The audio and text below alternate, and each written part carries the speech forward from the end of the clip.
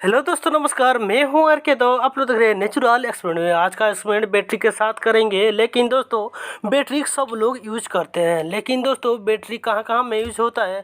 Light यानी camera यानी घड़ी में यूज होता है। दोस्तों बैटरी के यूज करने के साथ साथ किसी को पता है, किसी को पता नहीं भी है बैटरी के अंदर क्या क्या निकलता है। लेकिन दोस्तों आज इसी के बारे में हम पता लगाने वाले हैं बैटरी के अंदर क्या रहता है। चलिए दोस्तों शुरू करते हैं। शुरू करने से वीडियो अच्छा लगे तो लाइक कीजिए, अधिक से अधिक मात्रा शेयर कीजिए। आपका छोटा भाई का चैनल है, सब्सक्राइब कर दीजिए।